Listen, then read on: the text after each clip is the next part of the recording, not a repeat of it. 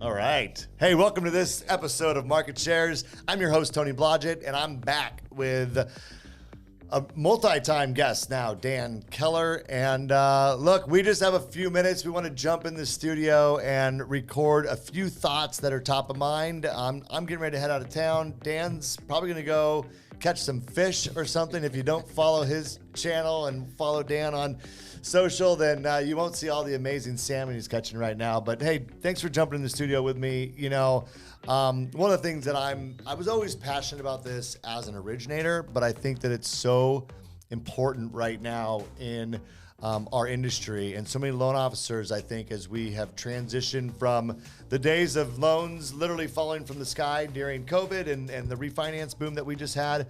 And now, you know, we've shifted into, I think we're at about 90% purchase right now. There's still some refinances out there.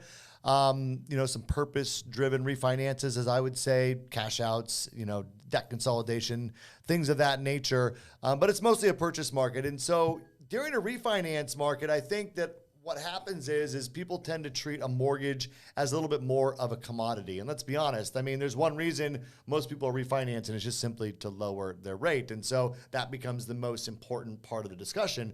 But the reality is that, you know, a mortgage is just one piece of someone's overall financial strategy.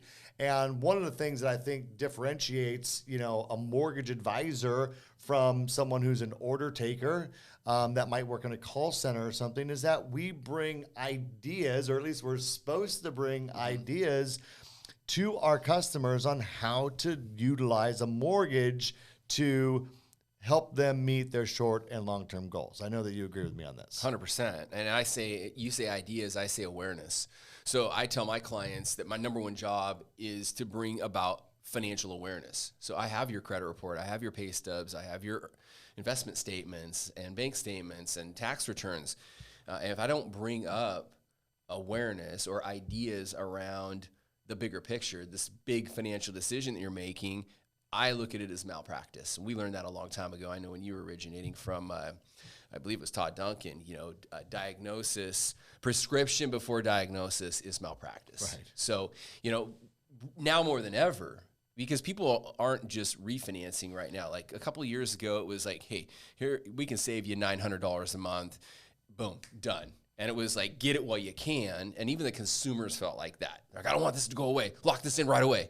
Right. Now it's back to what I've always done, being purchase focused, you're buying your first home or you're buying your next home. This is a financial decision. Let's go over your options. Yeah. Let's go over down payment options. Do you do 20%? Do you do less? Do you know, as far as PMI, what sorts of PMI, what type, is this actually the right home, or should you wait? The past 2 or 3 years, it was like, oh my God, that's the only home that's been for sale in my area. We got to have that one. And it wasn't the right home. Right. Well, what I find a lot of times loan officers do is they get a client on the phone and they say, hey, what are you looking for? And they say, well, we're selling our house. We have $300,000 proceeds. We want to put that down on a new house, and we want to know what's your rate. Mm-hmm. Like, that's the call, right? Now, if someone's buying, you know, their next home and they have $300,000 to put down, I think the first question needs to be, is putting $300,000 down towards your home the most beneficial thing to do? And again, it sounds kind of cliche to say, hey, we're going to look at your short and long-term goals. Yeah. And people think that that's kind of, you know, overplayed. But the reality is it's super important because we have people right now who might have $300,000 proceeds coming from their sale, but they have $55,000 in credit card debt. Yep. They have automobile loans or other, you know, so many people bought RVs and all of these depreciating assets over the last, you know, couple of years. And the question is does it make more sense to just pay some of that stuff off that you probably shouldn't have financed? You probably should have paid cash for it. You didn't have the cash. Let's take the cash now. Let's put a little bit less money down and see what that looks like. What does that do to your overall budget? You know, I think so many homeowners think that I just got to take all my equity and put it down on the new home, and they don't think about the cash flow implications of what that might do. Or let's say they don't have any debt. They still might want to consider taking a bunch of that money and investing it somewhere else, right? So especially if you're still in that prime earning years of your adult life. You know, if you're in your mid 40s, early 50s, even late 30s, and you've owned a home for a few years and you got all this equity, you might want to think about setting up your retirement because you're still going to be earning for the next 10, 15 years, probably more money every year. We know typically salaries go up. If you can afford the payment, why would you put all your money and just have all this equity in your home that earns you a zero rate of return? But let's talk about just a small piece of that conversation, because you and I were chatting earlier. Like, let's just say I had $300,000 to put down on a home, but let's just say that I wanted to invest some of that in paying off some of my bad debt that I have. I want to invest some of it maybe into some sort of a stock account or some sort of a other long-term retirement account. And let's just say I want to put 50,000 or 40,000 down towards my home. Let's talk about how that number, what the return on that might look like. Well, there's a couple of things too, and I think it's important. If you're a loan officer listening, I think this is going to be a valuable call. When you have a client that says, I have $300,000 to put down on a house, and you're not doing a total household blended debt analysis using Mortgage Coach and then an ROI analysis using Mortgage Coach, you're missing the mark. So what I'll do oftentimes is I'll take that $300,000 and, like you just said, hey, you've got an RV and you've got 2 credit cards. If we at 18% interest on the credit cards and an RV that at whatever, 7 or 6 or 8%, if we were to pay those off, we just freed up a fair amount of money each month. So I do an analysis where you're going to put less down on your next purchase, but now you're debt free. So then we do a comparison there. We do side by side, and what they see is that if they took that route, bought that new house with less down, their total household debt payment is less. Yes, and they'll argue, well, that's in the short term. And I'll go, cool. Did you plan on paying off that RV in the next 5 or 10 years? Well, I don't know, but maybe trying to. Cool. So no. Right. Okay. So you're probably only going to be in this house for 5 or 10 years. Number one. The follow-up statement, not question, but statement I will make is you probably think you're going to pay off your mortgage too. You're not. Most Americans don't pay off their mortgage. They just don't. They move, they buy another house, they roll their equity. And when you're 80 or 75, 80, 90, you might be close to paying that off. So let's provide some awareness and perspective about debt management. So if you're a loan officer and you're not teaching and providing perspective around debt management, again, you're missing a unique opportunity to, one, give your clients the best advice, but then when you do this, and you provide a unique opportunity for your clients, a financial opportunity, what do you think they do? They tell their friends and family members that, God, my mortgage guy is a genius. Yeah. He just saved me $800 a month on my home purchase. What? Changed their life. I mean, now they can afford the groceries that have gone up so much in cost. But here's the thing. This sounds so simple. To me, this is obvious. To you, this is obvious. To many loan officers maybe watching this, it's obvious.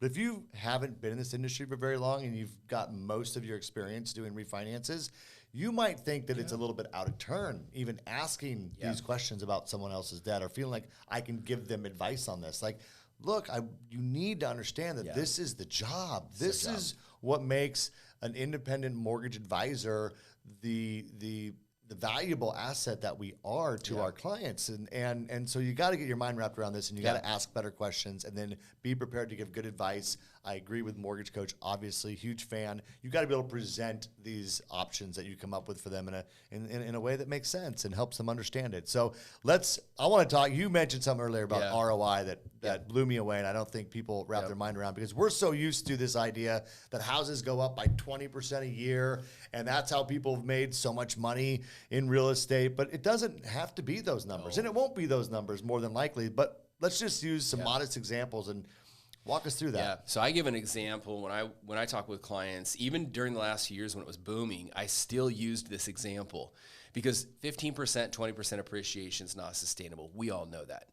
And so I say that. I ask that to my clients. So if you're a loan officer, listen up. This is really good info that you should be utilizing in your business when you first talk with a client. And you're going kind of through some of that small talk and the goals and the dreams conversation. And you say, hey, listen, I got a cool question for you. I mean, the past 4 or 5 years, 6 years have been phenomenal in regards to home appreciation. Do you think that is going to continue at a rate of 8 to 10 to 15 to 20% appreciation? They're all going to say no. No, that was crazy. Those were good times. Cool. So over the last 40 years, we've seen appreciation in King and Snohomish County here in Washington State at about 7 to 9%. So what I want to do is I want to show you something. I want to cut that in half. Okay, so we're going to cut that in half. Let's say for the next 4 years, we go into, a pretty long winter financially. And let's say that homes only appreciated about 4%. I personally don't believe that's going to happen, okay? But let's just say, conservatively speaking, if you purchased, and I'm not going to get into IRS tax refunds, paying down your mortgage, all the other appreciation we're going to talk about, all the other great things that come with home ownership. But if you purchased a $700,000 home today, even with today's high interest rates, you purchase a $700,000 home, you put down the minimum. Let's say you put down 5%. That's $35,000. Let's say closing costs, for an example, this is not a quote, or $10,000. Okay, that's $45,000 is your initial investment. Okay. Pause that scenario. Let's also say that you want to rent and you have $45,000 and you want to invest that in the S&P 500, the stock market. Okay. Yep. Riskier right now, but let's say you invest that, and that will give you a 5% return on your investment. Okay. A little bit more than home ownership for the sake of this example. You take $45,000 and you invest in a home purchase. After 4 years of living in that home, the reason why I use 4 is I tell my clients, if you live in your house for 3 to 5 years, you can't ever really buy at a bad time if you stay in that house for 3 to 5 years. After the 4th year, you have $118,000 in appreciation. So you've made $118,000 on that house. Assuming 4% per year. Assuming 4% per year and only putting down 45%. The funny thing is you hit it 45,000. You hit it right on the nose. 45K. You could have put down $450K on that house, but you still would only have $118,000 in appreciation. Exactly. So that's something big. You guys we have to talk with our clients about that. But we put down $45,000. Your ROI, your return on that initial investment, is over 260%. You even broke it down. That's a 65% return on investment year over year. Right. For 4 years. Right. That's insane. I can tell you that $45,000 invested in the stock market at 5% return does not give you that. That's the power of a $700,000 vehicle called real estate versus a $45,000 stock. Yeah, it's a couple $1,000s a year with $45,000, right, at 5%. Yeah. So this is the power of leverage. But this is our job as mortgage professionals, is to understand these concepts and illustrate them clearly in a way that our clients can understand, because now we're helping to give them advice that's going to drive their decisions, right? I mean, we're not financial advisors. However, we are helping them advise them what to do with their mortgage as a part of their overall financial plan. And by bringing up these ideas at this stage, if we're not doing this, we're actually doing a huge disservice to our clients, because the next step after this conversation is with that other $250,000 that you might have had, let's get you with a financial advisor who can help you come up with a game plan that's going to make sure that when you, in 15 or 20 years from now, when you are ready to retire, that you are prepared to do so. And even if we consolidated some debt, we saved you in your monthly expense, you could then take that difference of savings, and instead of paying bad debt, you can invest it along with the other money that you put into an investment account. So look, short episode today, but this stuff is important. Yeah. And this is just one example of the kind of conversations you should be having with your clients. So I think if you're a loan officer watching this, you need to ask yourself, what are the questions that I'm asking my borrowers? What are the deep probing questions that I'm asking? And this is important for first-time home buyers. I would say it's even more important for move-up buyers because they have more to work with. And believe it or not, there's a reason why most people's wealth comes from their real estate, but as a result, that means their wealth is tied up in their real estate. When you buy a new house and you sell your existing home, it's a monetization opportunity. You've just freed up a bunch of cash. And now is the right time to figure out where to best deploy that so that you can end up where you want to be in 15 or 20 years from now. And it's not always the best answer to just roll that right into your next purchase, especially if you're not disciplined about savings. If you have consumer debt and you can afford the monthly payment, then you should definitely look at 2 or 3 other options. Dan, I appreciate you. Yeah. Look, Dan meets with clients every single day and goes over these strategies. That's why I love having him on this podcast, because it's real time. He's having these conversations. You should be having these with your clients as well. If you guys love this content, I hope you do. Please like and subscribe to Market Shares. We love doing these episodes. We're going to keep rolling. And until next time, brother, appreciate you. Yeah. And to you watching, bye for now. Take care.